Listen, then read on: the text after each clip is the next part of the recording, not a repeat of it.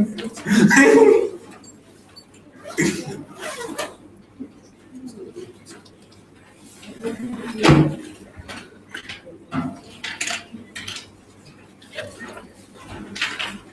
without further ado, I invite the Prime Minister to speak to the motion that stands in their name.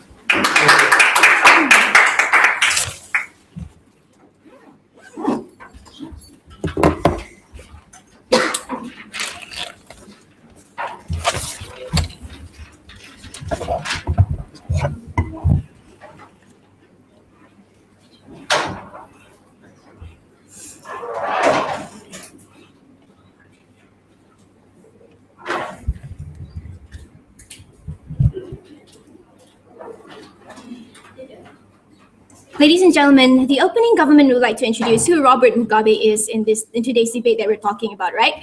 Robert Mugabe was previously the head of state for the head of ZANU-PF, a political party in Africa, right? He was also the head of state of Africa, of Zimbabwe since 1980s, where he was first and only head of state since the independence from the post-colonial stage of Zimbabwe, right? So what is the racial backgrounds of Zimbabwe and Africa in general, right? There are white peoples and there are African peoples and other peoples that consist of the racial backgrounds of Africa and Zimbabwe in general. So Zimbabwe before the reigns of Robert Mugabe, right, it has become one of the richest country in Africa. The main source was agriculture, right? Zimbabwe consists to take into account the source of that country was the fact that they had really, really good resources for agriculture, right? So when Mugabe was in as the head of state of Zimbabwe, he wants this sort of reparation, reparation in how this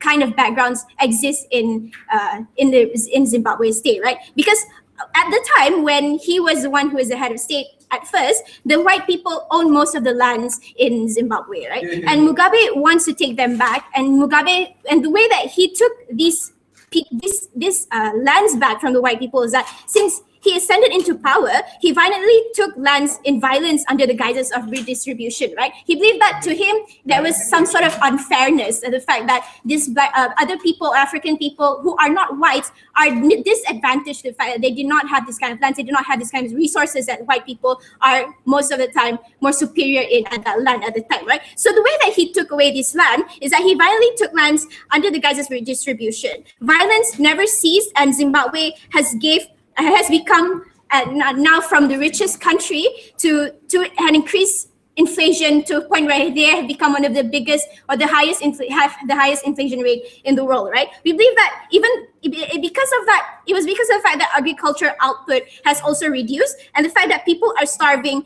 and poverty is already rampant in his leadership. At the end of the day, we believe that his leadership is not a good leadership, right? He is a not good head of state. But not just that, more than that is because that he instigated violence between his supporters and the people around him who does not support him, right? We believe that during his reign, there are electoral frauds when once there was a very credible opposing member who is running against him, right? We believe that halfway through, this opposing member that was running against him had to stand out and say that he had to give up his position to actually run against him because of the fact that he had instigated threats and violence to the supporters of this opposition people, right? We believe that the allegations we believe that because of that fact, he finds his own.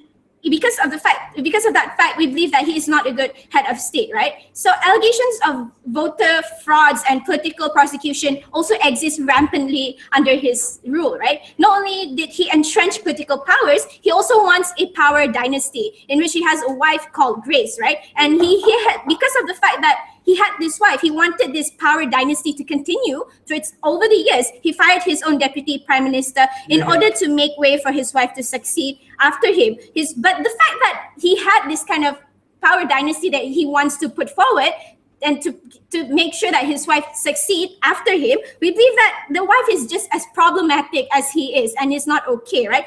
Why is she problematic at the end of the day? Even when Zimbabwe was in poverty and poverty was rampant and people are starving, Grace who's actually called Gucci Grace, right? Why is she called that way? It's because she has shopped lavishly throughout the years, probably with money that come from the government at the end of the day, right? We believe that this is wrong, and because of that, the conclusion of this context is that Robert Mugabe is a very terrible person, and Zimbabwe and his people, the people has lost generations to political insecurity, poverty, and economic calamity. Thank you.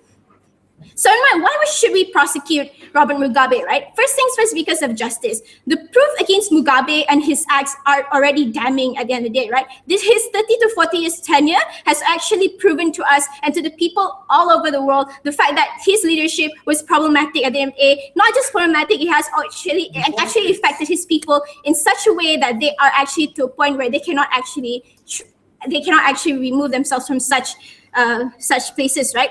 The consensus of Zimbabwe people also is to prove the fact that Mugabe and his acts are already damning, right? Even in power, inter-community has sanctioned him. Even in international community has sanctioned him. And for the fact that, for example, he was actually being sanctioned from going to Europe, European states do not accept him into the country, right? We fairly assume, because of these facts, we assume that the outcomes of prosecution is overwhelmingly in favor of the victims that are under his reign, right? We think, what will prosecuting him get us? There are 4 pillars of justice, right? Justice, retribution, closure, deterrence, and incapacitation, right? So what I want to talk today is on closure. How we cannot undo, of course, we cannot undo all the harms that he has done to the African or Zimbabwe people, right? But the fact that people have suffered under his reign does not mean that we cannot actually promote justice into the system. How do we enable them to have closure at the end of the day and close this chapter and move on? Is actually to the fact that we should prosecute him. Why is that for? Why is that needed, right? By prosecuting, what does the prosecution do, right?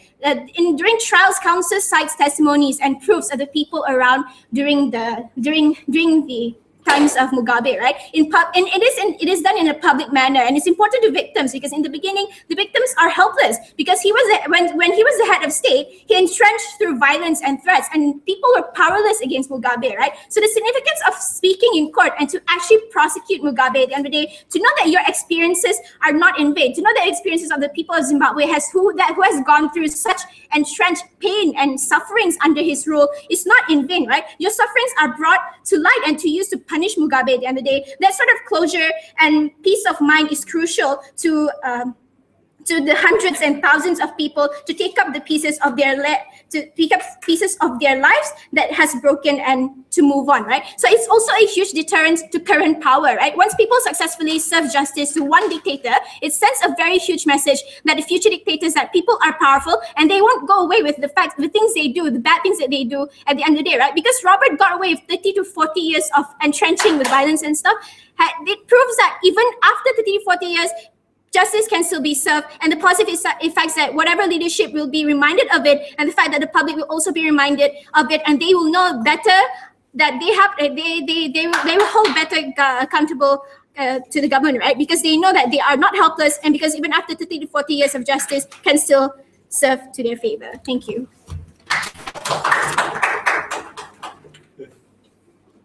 I thank the Prime Minister and invite the opposition leader to open the opposition's case. The first 6 minutes of PM's speech was a front page of The Economist of what Mugabe did and didn't do. Fantastic, non-contentious whatsoever. What was contentious though? That we can get justice out of an acquittal. I think there needs to be structural reasons why you can get this, why he would accept that he did all these things and willing to go to jail, especially given the status quo that he's been offered a deal by the current military that if he takes his money, he keeps quiet and lets Zimbabwe move on. No justification why he would do the reverse. Secondly, your justice needs outcomes. So the only outcomes that they claim, and this is asserted, that future dictators will not fall under this line. Firstly, you needed to prove why you can acquit him and you will be able to ensure that he does suffer, if not, the benefits do not accrue. But secondly, and more importantly, we tell you why isn't the coup sufficient. If the coup was a very good, or like the coups against Recep Tayyip Erdogan or the coup against Robert Mugabe are sufficient to show you that oftentimes, if you are a horrible person, we will not sit there lying down to accept it. Having said that, what are the questions that OO will answer into this debate? Number one, what is most important for Zimbabwe? Secondly, where will the specter of Mugabe grow? Thirdly, where is its economic prosperity much better? And fourthly, that is where we get retribution for the minorities that were often screwed over. Because without money in their pocket and without a job or without food on their plate, we don't think justice or this ambiguous sign of justice is beneficial whatsoever for the people of Zimbabwe. Firstly, what is most important for Zimbabwe now? The status quo is there's a military deal where Mugabe gets paid on the condition that he keeps quiet and silent and does not involve himself in politics whatsoever. The vice president will be elected, and correct, compared to Grace Mugabe, far preferential. What is the contention will make, right? In a world in which you hold Mugabe, prosecute, you want to prosecute Mugabe, and since there was no model on how you do this on the OG, this gives OO the ability to select the model. So we would suggest the OO would probably use an international body. We would tell you why that is horrible, right? 5 structural reasons why Mugabe has an incentive to galvanize his following base once he is prosecuted. Number 1, oftentimes he can re-bring back the narrative that he fought against imperialization and was the first individual within that region to ensure that black individuals get their right. Secondly, when FDI often came in and when companies bought property, he oftentimes stole this property to give it to people of his following clans, and these people are inherently in gratitude for the things that he's done. Thirdly, he's also hired huge amounts of people and put them in positions of power. These are your general leaders, these are your police, or your heads of states, your judges. All these people will be implicated on your side in the world in which you prosecute him, because prosecuting him means he has to release information and evidences of what he's done, and that implicates a lot more other people. You will not take Mugabe down alone, and for your full sense of justice, you need to take an entire nation of corrupt individuals down with you. We think that is just unfeasible. And lastly, through cronyistic methods, he even has a huge following base, even the lower stratas of society. These are people oftentimes of similar clans to him, of the majority clan, and we think they have a huge reason to continue to support Mugabe, especially in a world where he gets prosecuted, and especially in a world where he can retell the public, I have done a lot for you, this is when I need you, right? So you anger the following base, which is oftentimes made up of this majority clan. What is the outcome of this? Oftentimes it starts protest, violence, and an attempt to protect him from this prosecution. Because and this is similar to what happened in the case of Recep Tayyip Erdogan, right? When the coup happened, he called on to the people who he oftentimes protected to come and stand in front of tanks, and people are more willing to do so because this was the first individual that ensured that white power was not supreme within that nation. But what's our second contention, right?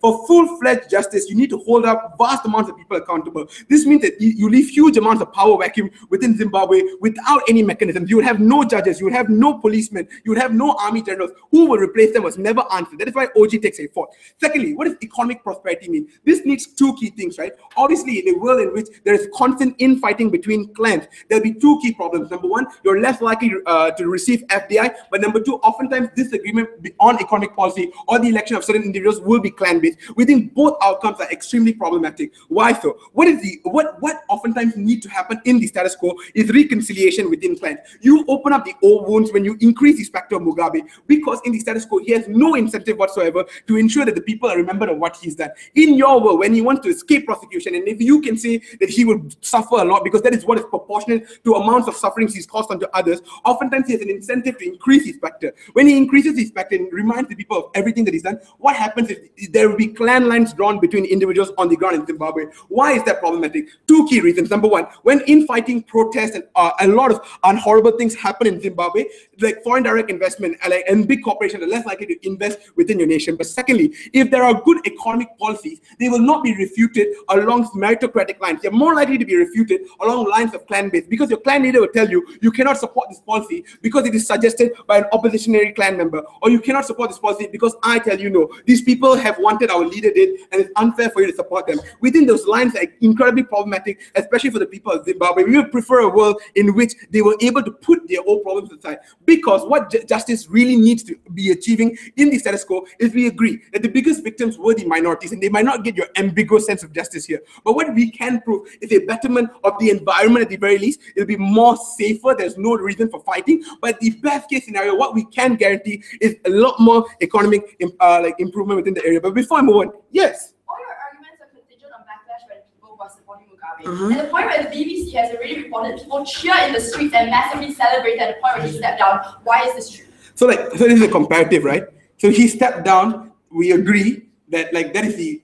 So there's not a big problem, right? Him stepping down is good for them. But prosecuting him and putting him through suffering, it oftentimes causes some level of reflection on the ground of the people. And even if the vast majority of people, you say, are very happy that he left, we tell you that there will still be following bases, and the important nuance of this following bases is they have huge amounts of power, they have military might, they have army generals and the army generals have huge amounts of influence within the army. So even if in your best case scenario these are a minority of people, our contention, this is a powerful group of people who oftentimes came into power through Robert Mugabe, and they have an incentive to ensure that he is well protected because of some level of gratitude, and more so because of the clan lines, right? But lastly, the discussion on the minority, right? And I think we will concede that the prima facie justice that you want will not be achieved, that they would have to remain silent, and they oftentimes will not be very happy with what happened. But we think it is problematic to suggest that you can give them a better world. For your better world, you need them to be less marginalized, victimized, and the lines of between clans to remain. You further highlight those clans. Why so? Because to prosecute him, oftentimes the crimes that he did do were against these minority clans.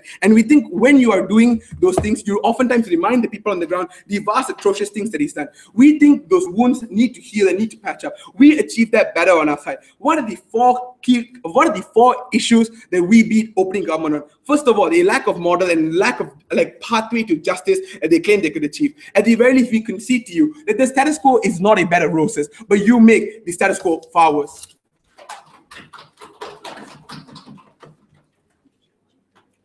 I thank the opposition leader and invite the Deputy Prime Minister to continue the government case.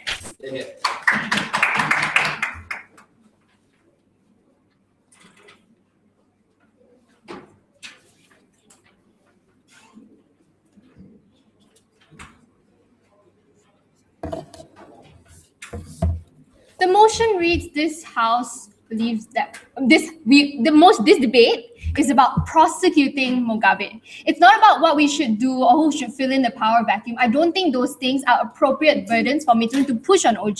All we had to do for you today was to tell you why we thought prosecuting him would be a good thing, principally and practically, for the post-Mugabe era of Zimbabwe that now exists, right? We think that we did this sufficiently when we told you how this was crucial for the closure of the Zimbabwean nation, how this was so cathartic for them in order to be able to close this chapter and learn how to move on and pick up the pieces of their lives that were broken under his 30-year reign of violence and bloodshed, poverty, and etc. Right? So I don't think that it was fair for Mithun to tell you that we did a shit job, because I don't think that we did. And in fact, I don't think that he properly engaged with you on the things that we bring. So I will bring that back after I respond to him, right? But firstly, I think it's very important to tell you why a coup alone is insufficient. Because if you look at status quo, they were very careful about the terms that they used to describe the situation. The word coup is never one that is endorsed by the military, because they say that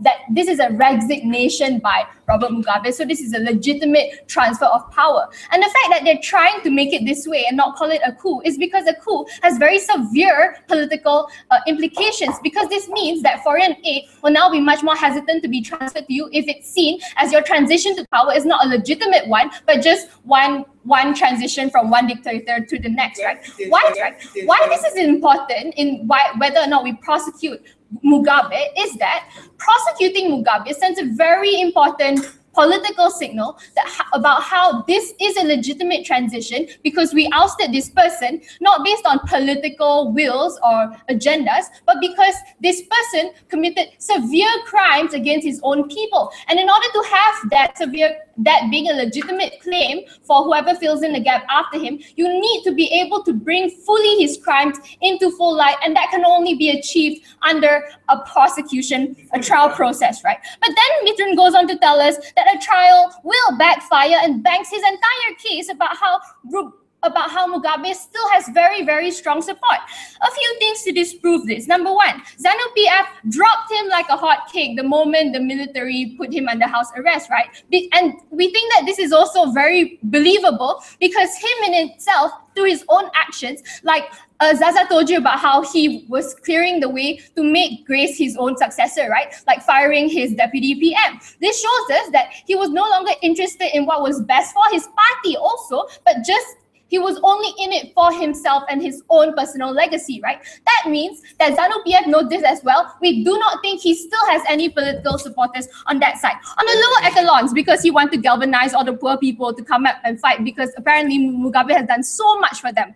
Excuse me, they were a really rich country and he basically crashed and burned the economy, right? So we don't think whatever support he has actually exists. And I think that this requires a lot of amount of counterfactuals in order for them to negate this claim, given that this is something that general consensus has supports, right? Before I move on, let me take one from Mithun. When in trial, he gives testimony against everyone and ensure that he continued the dominance of Zimbabwe, will you put all of them behind bars? I don't understand. Okay, if he's in trial, right, and then he named several names, that means that we have credence to further investigations into these people. I will also elaborate further on why that is a very good thing for us to do and to pursue, right? But no, so like, look, back to that. We don't think he has any more support. We don't think that prosecuting him will result in any sort of backlash, given the fact that he has had to rely heavily on electoral fraud and persecution of his political opponents in order just to retain his power, right? So moving on. Why do we think that this is so important for us to do? We think that when you are transitioning power in such a significant, drastic manner, it's important that people trust in whoever comes into power next. Because for 30, 40 years, they've been screwed over by this person who was only in it for himself, who was throwing lavish 85-year-old parties when everybody else didn't have enough to eat. This means the public has lost faith in public office, and I wouldn't blame them. But how do we regain that? Because recognize that trust is the precursor to having them meaningfully participate in whatever measures the government that is coming in next takes on in order to improve Zimbabwe and lift it out of the dire states that it is in right now. We think that this is a huge step forward in reconciliating. Midrun told you that it opens old wounds. We don't think so. We think that these wounds are open and they're bleeding, and we need to put some salve on them, right? We think that whatever happens, if people feel worse about it, that's good, because that means that they're processing it, and after that they can finally close this chapter and move on, right? We also think that this grants legitimacy to whatever prospective leadership arises in its place. Why? Because the trial process, like I said just now, means that Mugabe himself will have to testify to defend himself or whatever. And then Mitun does claim that this leads into further controversy by him naming names or whatever. We think that that's a good thing. That means that you point out people that you can no longer trust. Those people will then be investigated, will lose or have their position within government taken away from them. And at the end result of that, you get a more credible government that is going to take his place. And if you don't have one, then there's an opposition as well, right? And so the point of the matter is this.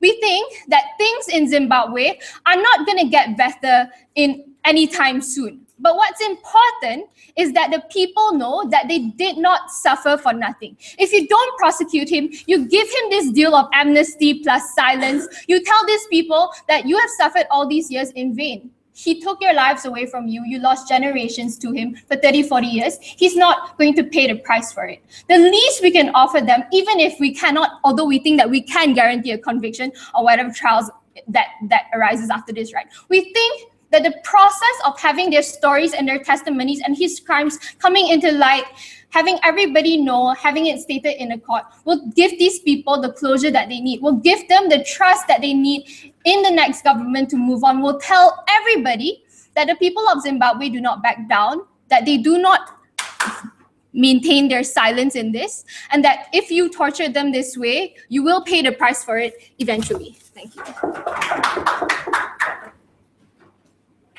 I thank the speaker for their speech and invite the Deputy Opposition Leader to continue the case.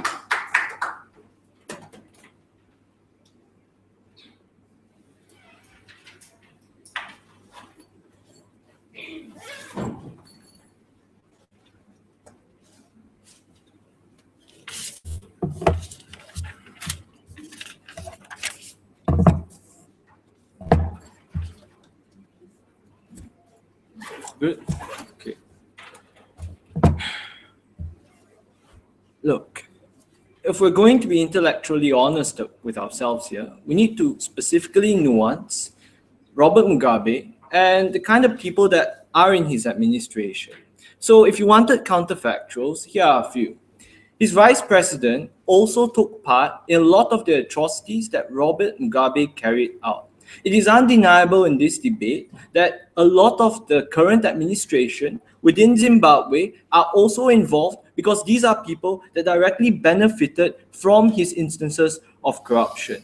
First, opening government comes up here and they talk to us about how he was willing to instigate violence and even falsify elections. We think that it's extremely likely, given the nature of his power, given that the military was incentivized to give him a deal, pay him a salary for the rest of his life, along with Grace Mugabe, just so that he would let them transition his vice president into power, because that's the preferred leader under military choice. Means that obviously the military has something to fear from Robert Mugabe, that obviously he has material that implicates a vast majority of the power structures that exist in Zimbabwe. We feel that this is something that side-opening government never truly engaged with in this debate. They instead try to falsify it by talking to us about some BBC report where everyone celebrated in the streets. Again, with intellectual honesty, sure, some people are happy that Mugabe died. Some people are literally waiting for him to die because he's literally 80-something years old. But that also brings into the question,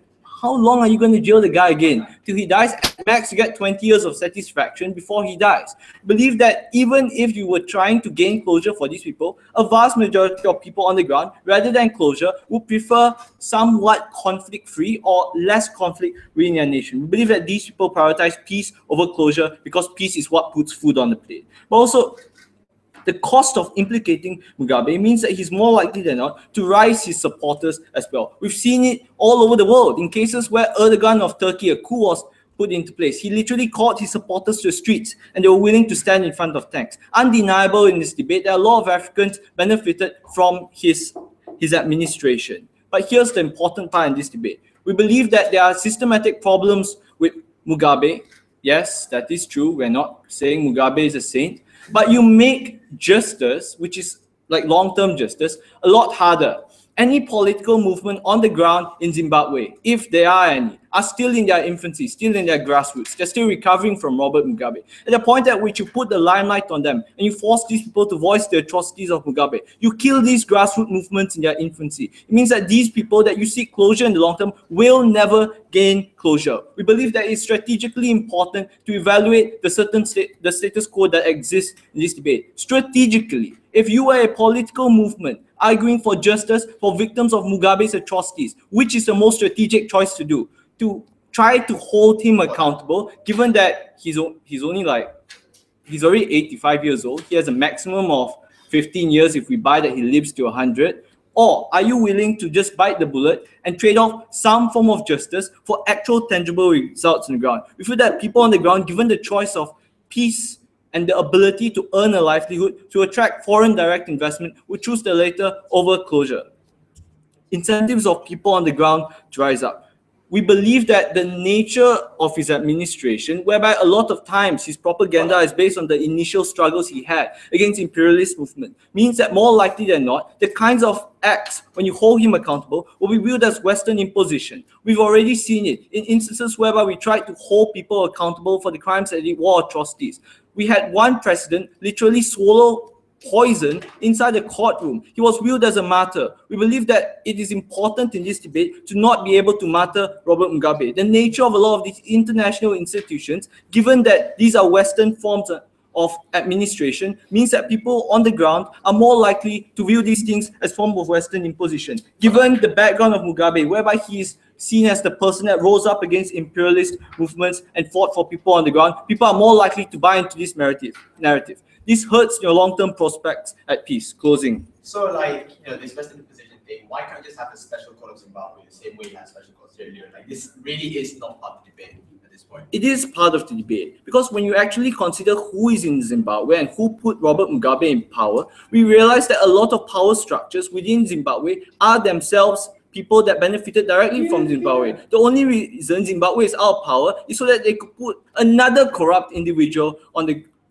at the highest office, which is the VP. A lot of people willing to put up with Robert Mugabe because of the nature of putting his VP in power. But implicating Robert Mugabe also implicates a vast majority of people within his administration. Where does it end? We believe that it is important to prioritize tangible results on the ground, such as the ability to attract direct foreign investment, rather than try to go after Mugabe, because of the impacts that were completely unengaged, that were highlighted by leader of opposition. He talked about the fact that implicating Mugabe means that he is more likely to release the material he has on the current administration. We brought it to you in a POI. If he releases said material, the material that he threatened to release if the military didn't grant him a deal, would you also implicate everyone else? And they answered yes. But this is in fact the creation of a power vacuum. We've seen how power vacuums have existed in status quo and have damaged regions. We've seen Houthi rebels. The nature of a power vacuum means that you're going to have many different factions within the country fighting each other. It means that neither side wins. We believe that prolonged conflict is something that's extremely likely.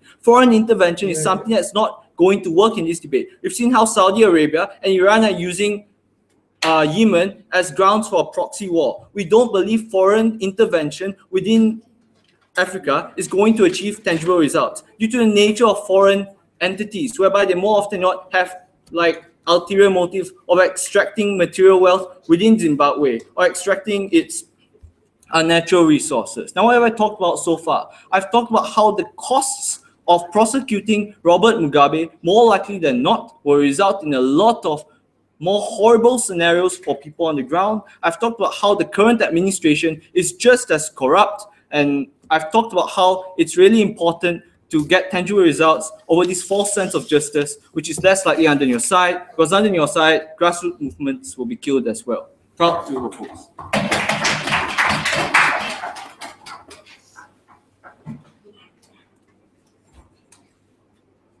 I thank the Speaker for their speech and invite the government member to extend the debate for the government.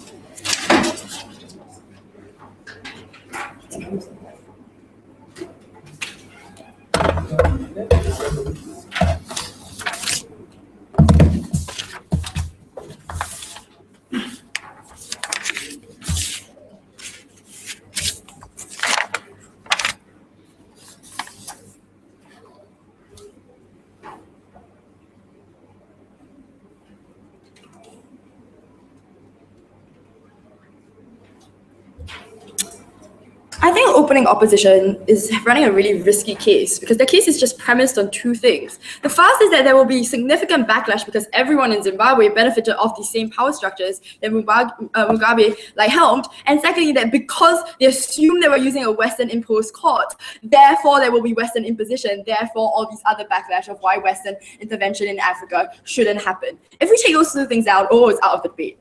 Firstly then, why that backlash doesn't happen because everyone benefited from power structures? Firstly, just untrue that just because people benefited from those power structures, they're then unwilling to speak out, right? Look at Charles Taylor in Sierra Leone. Look at Mubarak in Egypt. Their cronies were absolutely willing to speak out against them, and their cronies were absolutely willing to prosecute them, right? So that is entirely possible. But secondly, we think that there is an actual mechanism that we can give you on our side, which is that when people speak out against them and give out information through the court of law, they therefore gain some degree of amnesty. They aren't charged for those crimes, right? You can't self-implicate yourself, or at least we can make that you don't do that, and that's a good incentive for people to come out and give that information. It's the same as a plea bargain deal in existing cases. So we think that it's entirely possible for us to have that mechanism. So courts are possible without significant backlash. But thirdly, note that Diallo hints at the point that when he talks to you about opposition being very weak and therefore dying out if you put them in the limelight now, suggests that he wants the opposition to speak out against the crimes of Mugabe eventually. That will never happen at the point where you precisely tell me that everybody's implicated in those same power structures,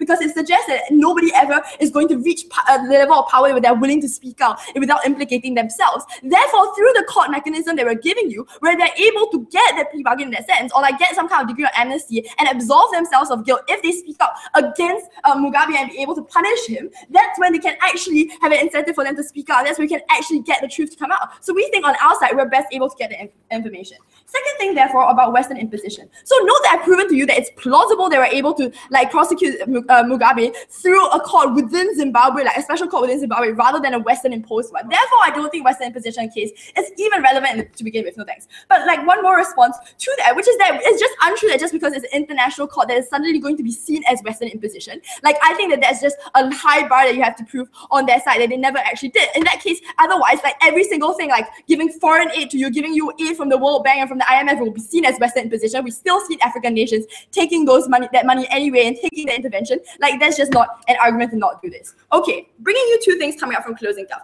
Firstly, I'm going to talk to you about why this is necessary for state building and for a sustainable system of government within Zimbabwe. And secondly, tell you about how this breaks down the kind of propaganda machine that Mugabe has created to create the best form of justice for his victims. Firstly, about state building. So note note that the biggest problem within Zimbabwe is rebuilding legitimacy. At the point where the state institutions in Zimbabwe were entirely centered around Mugabe, there's a significant power vacuum at the point where he leaves, right? That is because the state institutions were purposely weakened under Mugabe's rule, simply so that he can concentrate power and centralize it upon himself. This means a couple of things. This means A, even though the army has taken over, they don't necessarily have the same of like legitimacy that Mugabe had, because there was a personalistic legitimacy that's tied to him in particular, rather than the institution of the army, or rather than through the institution of having a revolutionary struggle to begin with. But secondly, it means that there are very little checks and balances upon the government, no thanks, at the point in which the judiciary has never been a successful check and balance against the government. It is important that we empower the judiciary by actually charging the guy, so that we're able to create legitimacy and trust within state institutions, therefore creating the cycle where you actually have healthy state institutions that are actually able to check on his power. So we think this is the most important thing for Zimbabwe. How do we fix this through the mechanism of trials? We give you 5 reasons. Firstly, at the point where you have trials where you have cronies that inform upon upon Mugabe, this means that you're able to acquit those cronies of any complicity. So if you buy the characterization that these people are all like complicit within crimes, that means that they still suffer from a legitimacy problem to some extent, even if to not the same extent as Mugabe. But now when they're seen to be helping to against the movement against him and like bringing him to justice, they now acquit themselves of any kind of guilt they have. They absolve themselves of their guilt, no thanks, which increases their legitimacy and buy-in from the people. This ensures that you actually have leadership that can even rule within Zimbabwe. Given characterization in both opening house teams about how shit their economy is, we argue that it's important that the leaders have some degree of buy-in, so they're able to have economic reform to help the country recover, and that is important for them to pass any kind of policies to begin with after this point. Secondly, we argue that having information about this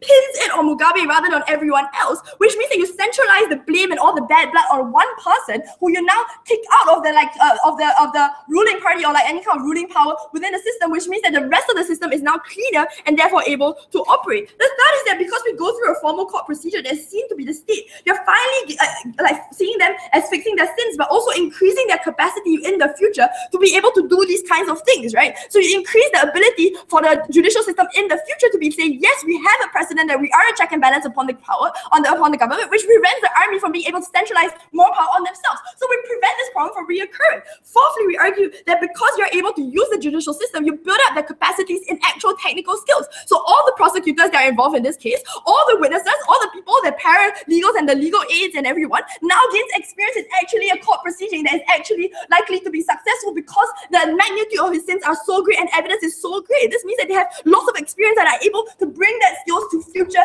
instances where they're able to use this. Fifthly, we just argue that it helps the opposition as well, because this delegitimizes the people in power and therefore gives them ability to actually try and challenge people in power and hopefully have some kind of political debate opening.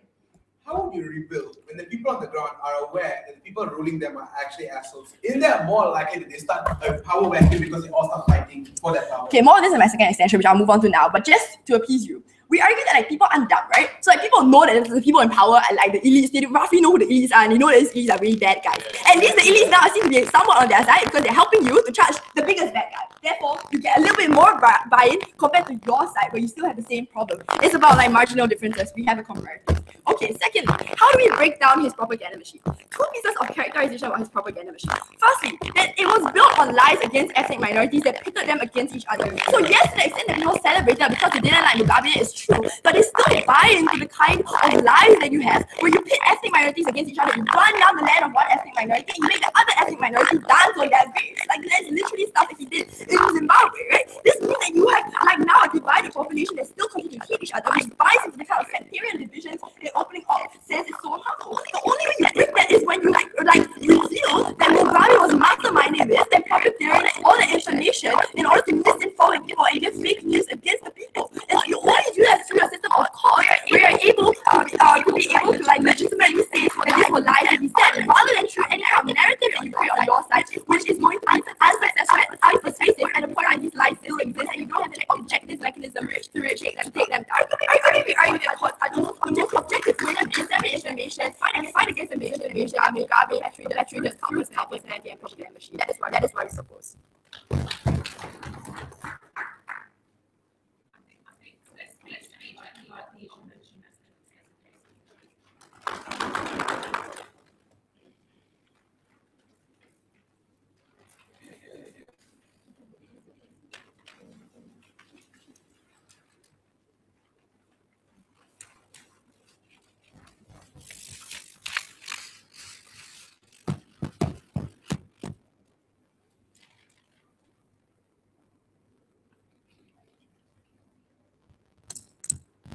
Opposing government will bring you three important extensions. Does justice happen and how this process is likely to go, therefore it doesn't happen. Secondly, how deep does the structural injustice go? From two angles, we'll be telling you the wrong ways to do it. Thirdly, we'll give you a way forward that's actually plausible and necessarily requires Mugabe not to be prosecuted, but before that, a few responses first. From opening, we got things like So from opening, we got things like, as long as you prosecute, it's going to work just fine because people have supported the fall of Mugabe. The problem with that argument is it doesn't engage with the nuance of the people who support Mugabe and to what extent the support is false. To the extent you want Mugabe to not be in power, doesn't mean you want Mugabe to be prosecuted. To the extent the average person wants it, doesn't mean the people in power do not gain disadvantage and therefore are likely to cause havoc in the future of the country, right? So that's the problem with that argument. Second thing they said is, as long as you prosecute, it's going to lead to faith in office. And this is also very reminiscent coming from closing with the given argument about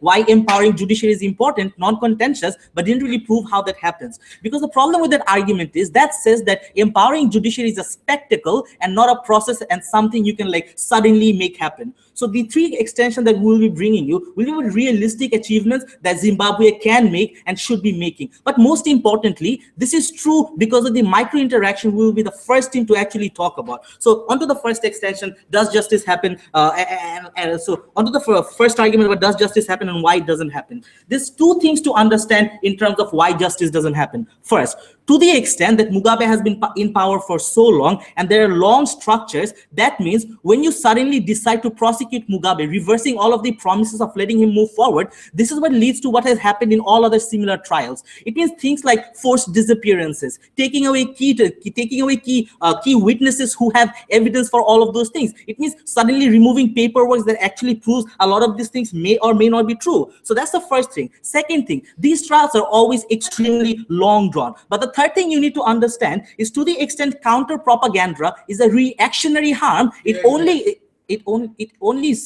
happens when you set this process forward at the first place. But given that I just told you how this is likely to go, it means the people who are most vulnerable and suffered the most are also most likely to face retaliation simply due to the process of trial moving forward. And this is why justice doesn't happen. But the second argument is really important in terms of analyzing the structural power dynamics in Zimbabwe. So we don't think just giving 30 seconds to assertions like saying things like there will be a martyr and there will be power vacuum is enough to prove that there are structural dynamics at play. We'll be doing this from 4 angles. First, in terms of just people, and we heard some discussion about this, but we'll add 2 really important bits. In terms of people, you need to understand 2 things. First, to the extent Mugabe has created systems of patronages, it means that even if people in cities and more privileged places supported the fall of Mugabe, doesn't mean people in rural areas did not support Mugabe to be in power. And that's what allowed him to be in power in the first place, because these are average people who have benefited so long. But the second thing you also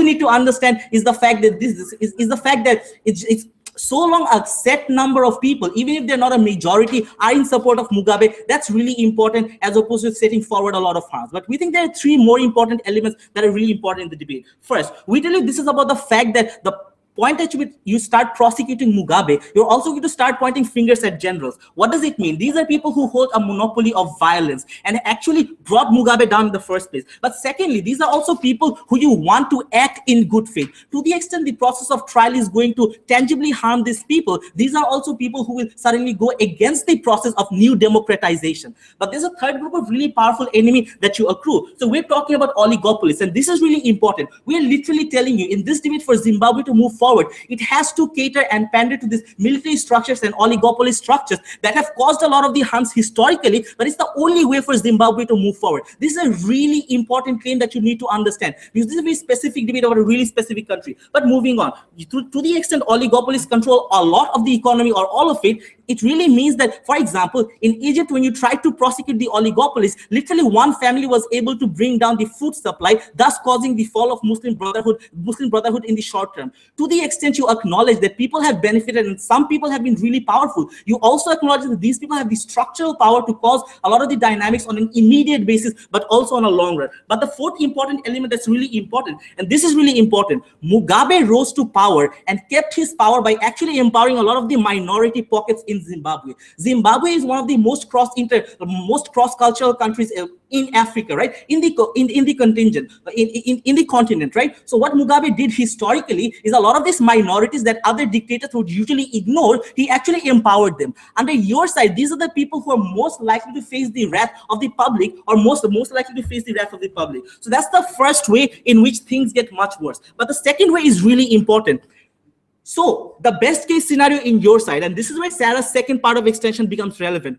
If all of that is true, what it means is it's going to be more likely that the vice president uses this as an excuse to escape accountability, because now suddenly this person becomes a hero by catering onto the populist sentiment, right? So either it will go really, really well, but it means that suddenly replacing Mugabe, you have a new cult of personality. It means that this person is far less accountable, and this person will use this to actually not commit to any of the structural reforms. Why is this exceptionally important? This is exceptionally important because now by actually disempowering the structural power imbalances, which are bad, but compared to this vice president who might become the new cult of personality is far worse, you actually make things for Zimbabwe much worse. But the third argument is about how Zimbabwe as a country needs to move forward. Therefore, first is not by doing any of these things. I gave you structural reasons why these harms accrue, but this is really important because Zimbabwe moves forward by not prosecuting Mugabe in two ways. A, it skews national discourse as a forward-looking national discourse, as opposed to a backward-looking national discourse. And this is really important, and it happens when you do not allow the process of people going down to streets and claiming Mugabe to be hanged. And these are the same people who focus on discussions that move the country forward and holding vice president accountable, as opposed to just being happy because Mugabe is being hanged. Mugabe is being hanged the way they like. But the second way this also happens is in the next election, the kind of people you elect and the kind of promises they make are forward-looking. It's about proving that you have a tangible mechanism to move the country forward and you have the experience to do it. In the alternative, it's the vice president making promises of the most stringent prosecution, which will actually take 30-40 years anyway. But it's also all these other leaders and the kind of incentives that they have in terms of Zimbabwe moving forward. Countries rise and countries fall, but it's really important to understand in a country that has been disenfranchised for so long, change doesn't happen in a day. It especially doesn't happen when you incentivize people to appeal to the worst in all of them. Thank you. I thank the speaker for their speech and invite the government whip to conclude the government portion of this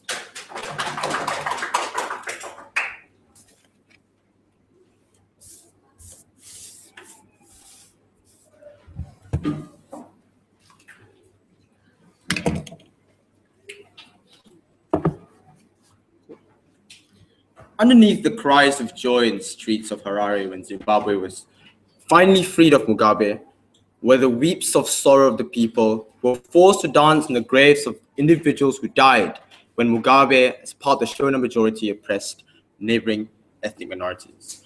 This point isn't to prove that people need closure. It is to prove that there is a seed of hatred that is in Zimbabwe, similar to that of the sort of backlash from supporters for Mugabe. That is to say, the same sort of people they want to defend are also, like the opposite of them, are also present in this debate. How do we move forward in prosecuting Mugabe is because when you do that, you're able to win both sides, and that's why closing government takes this debate. This speech is going to focus on a few things. First, I'm going to deal with why or how trials are possible. This comes in the form of CGs, oligopolist labels, practically general argument in opening opposition, and also about whether or not the procedural justice is possible with regards to information and corruption. So, I think it's important to note with regards to whether or not trials is possible, is that both their arguments hinge upon the fact that generals are self-interested and hence they wouldn't want to get into power, and that's they don't want to get prosecuted, and hence it's a problem. A few reasons why it's not that's not true. Like Sarah pointed out, why like there are many ways in which you can go through a trial via Zimbabwe in a way that's possible for you to either not implicate these generals or prosecute them if it's not within their interest. These are things like getting them to come out and speak against Robert Mugabe in exchange for immunity. Where everything has happened, everywhere. Sierra Leone in special courts. Mubarak, when we prosecuted both him and his children. Individuals who came out and spoke against Hosni Mubarak, it ended up being like, one of them is literally the former general who's the current prime minister of Egypt.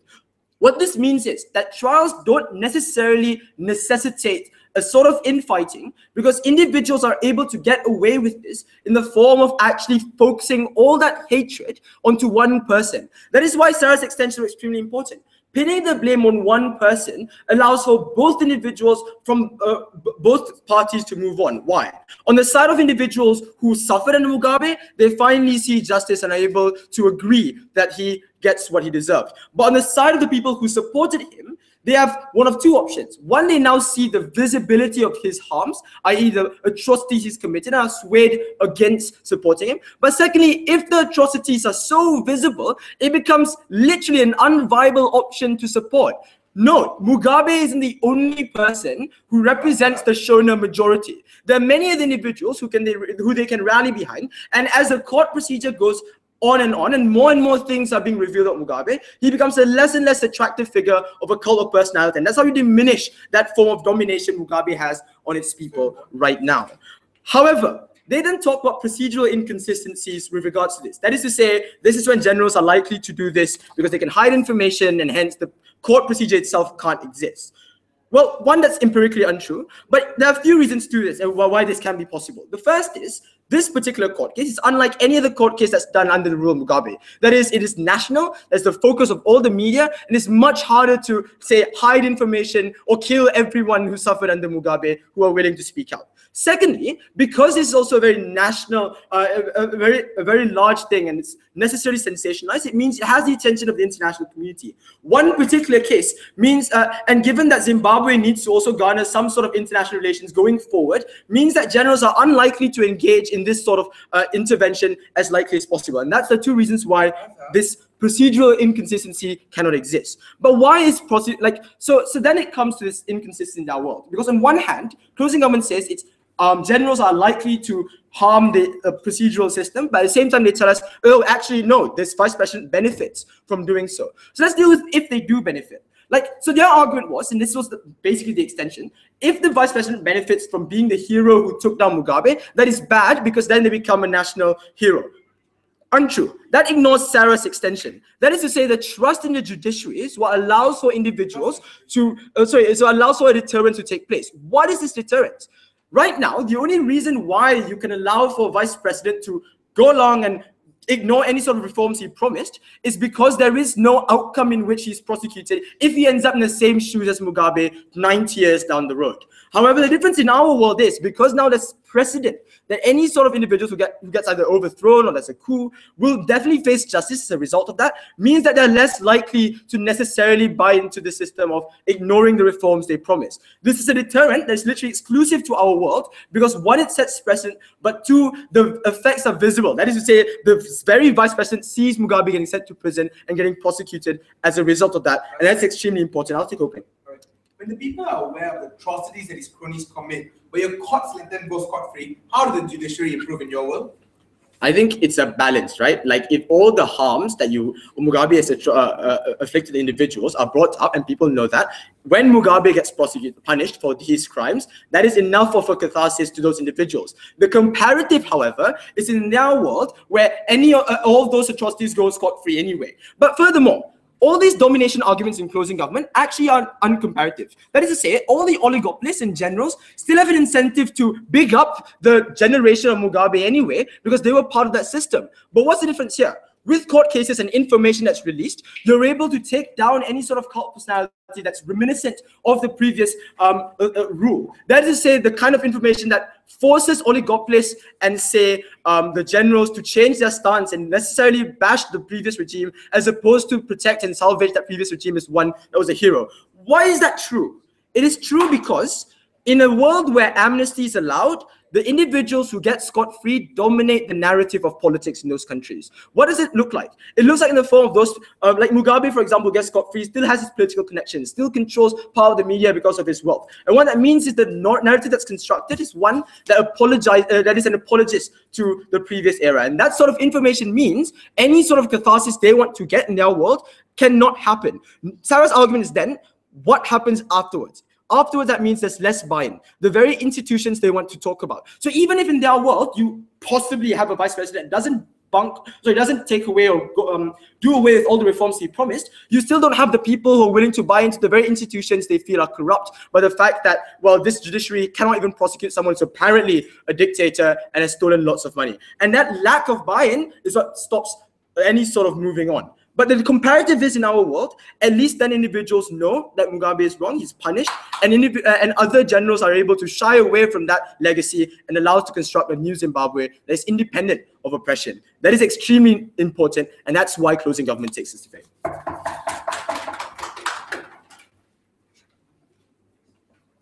think the speech and invite the opposition group to conclude this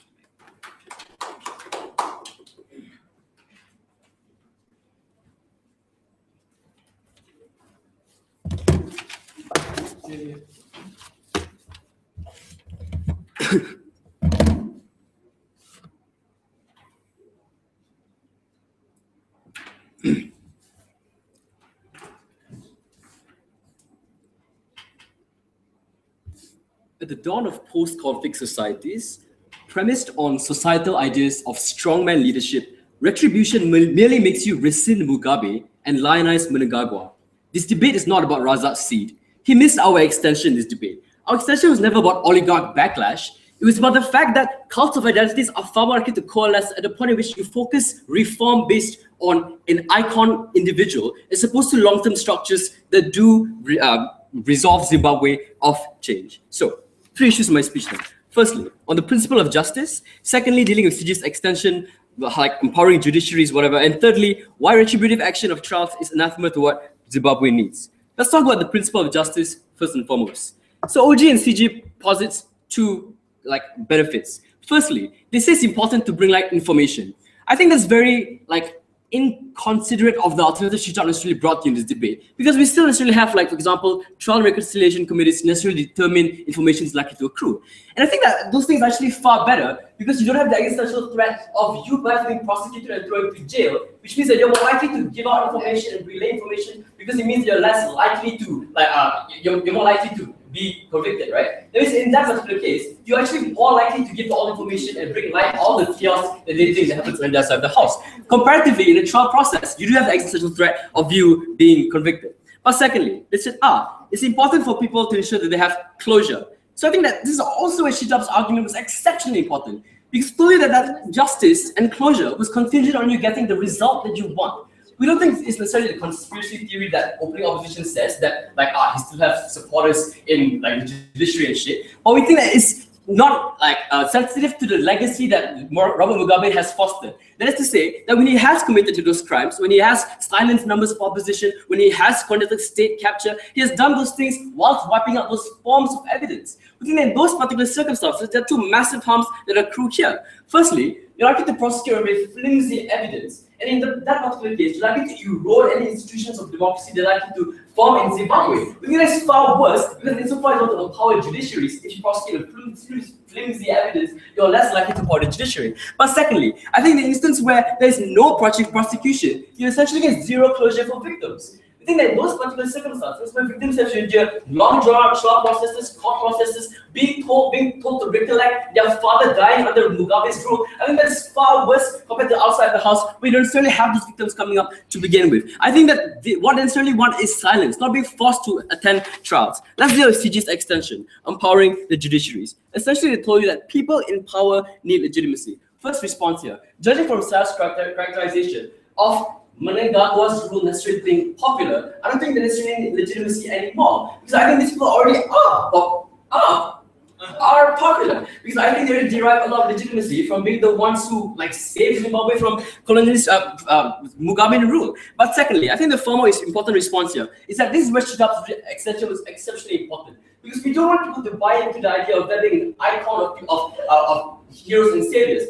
Razak's buy-in was contingent on people buying into the idea of the judiciary and legal systems being an important form of democratic rule. I don't think that's really the case. At the point at which you center the idea of court reform on an individual as opposed to long-term structures, that's when you don't necessarily get the buy-in that you want on the other side of the house. That's when Mnangagwa is able to deflect accountability. You have to understand that no, thank you, by the way. You have to understand it's very important context that we live in under Zimbabwe today. This is where Zimbabwe is necessarily at a crossroads. People are largely emotionally driven. This is also where Shijab's extension is exceptionally important, because he told you that this sort of microcosmic interactions revolving around individuals are far more likely to be about Mugabe was the cause of our troubles, and Mnangagwa is going to be the savior. You necessarily make those things harder and inflame those particular narratives at a point in which you have a court trial process to begin with. Comparatively, absent those prevailing narratives, you're more likely to question the structures, given that you do necessarily focus on iconography to begin with. Let's bring back Shidap's extension. Why retributive action? No, thank you.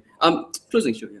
Yeah, so the comparative is we also have structural reformers of the judiciary who are empowered by a successful trial versus your side, where your economic reform still requires political capital by an elite that's not absolved of guilt because they aren't instrumental in that process of bringing about justice. So like your political capital is like not contingent on these people being absolved of guilt. I'm sure there's still reformers from Zimbabwe who are able to reform the forms of direct institutions without there being acquittal of guilt. But secondly, I think what is far more important here is that, like, let's just bring back Shidap's extension. He told you that Mnangagwa is able to deflect accountability via those cults of personality. People like to hail Mnangagwa as saviors and heroes. Insofar as they want to claim that the court processes are likely to be very civil and likely to garner the forms of justice, they don't ignore the facts and the sentiments that already exist in Zimbabwe. That the people are likely to demonize Mugabe to a far greater extent. That the microcosmic analyses are likely to look not very forward-looking. I think that's exceptionally important for Shidap's case as well, because he told you that who's next after Mnangagwa is far more likely to be another politician who is less likely to be able to garner popular will via policy, as opposed to the cult identity that already exists on the other house. They're far likely to pander to people because people want to believe that there's a savior to begin with. The problem is people need to question those particular things. You jumping from one strongman to another doesn't necessarily solve the particular problem. Now, let's do some weighing here. This is why CO takes the debate, because firstly, recognize that we're not necessarily contingent on a very flimsy characterization of people supporting Mugabe under the operating opposition. But secondly, we don't think that your abstract principle of justice should necessarily come at the cost of the long-term structural reform that we get outside the house. That means the OG is necessarily out. They want like very broad, vague principles of justice. We want the long-term ability to restructure from very tribalist society that centers on a cult identity. But thirdly, we also think that the short-term backlash that they get on that side of the house is also far less important than the long-term restructuring. Because, like as I mentioned earlier, there could be another cult of personality that garners the same backlash that side of the house is fearful of. But in the instance where you don't have the ability to criticize because the court processes and judicial systems are rendered on an icon as opposed to long-term structures, you don't necessarily have the ability to do so.